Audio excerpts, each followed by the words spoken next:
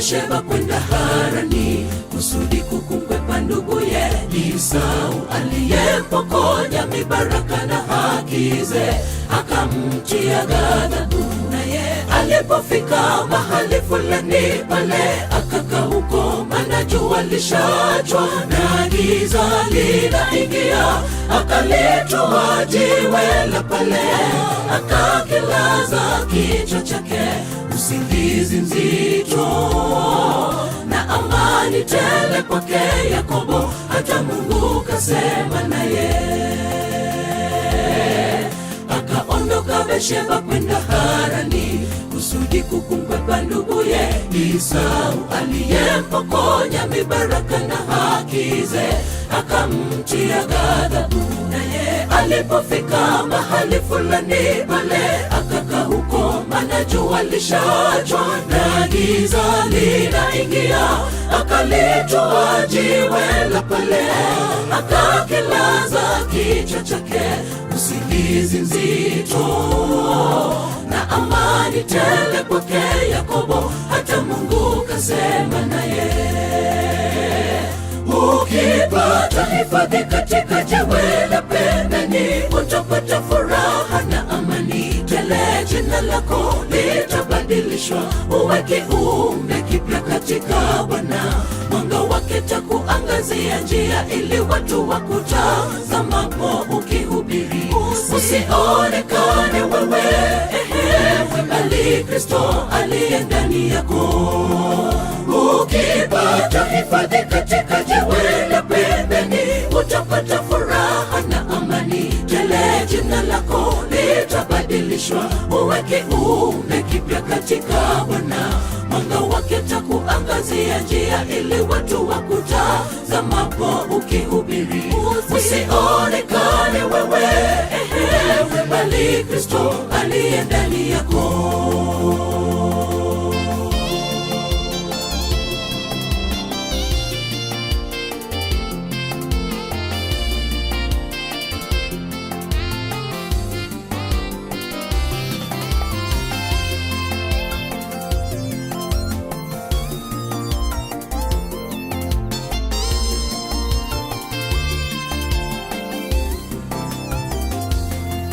Walopata mguso wa Yesu popote alipofanya matembezi katika huduma yake humu duniani,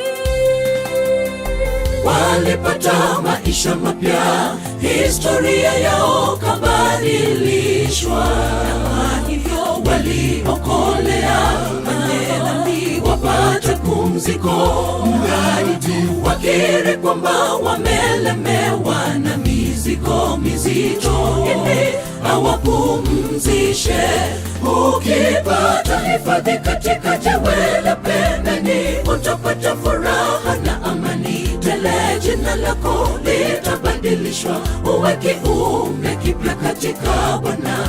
Mwanga wake takuangazia njia, ili watu wakutazamapo ukihubiri usionekane wewe, bali Kristo aliye ndani yako. Ukipata hifadhi katika jiwe la pembeni, utapata furaha na amani tele. Jina lako litabadilishwa, uwe kiumbe kipya katika Bwana. Mwanga wake takuangazia njia, ili watu wakutazamapo ukihubiri usionekane wewe, bali Kristo aliye ndani yako. Ukipata hifadhi katika jiwe la pembeni, utapata furaha na amani tele. Jina lako litabadilishwa, uwe kiumbe kipya katika Bwana. Mwanga wake takuangazia njia, ili watu wakutazamapo ukihubiri usionekane wewe, bali Kristo aliye ndani yako. Ukipata hifadhi katika jiwe la pembeni, utapata furaha na amani tele. Jina lako litabadilishwa, uwe kiumbe kipya katika Bwana. Mwanga wake takuangazia njia, ili watu wakutazamapo ukihubiri usionekane wewe, ndani yako.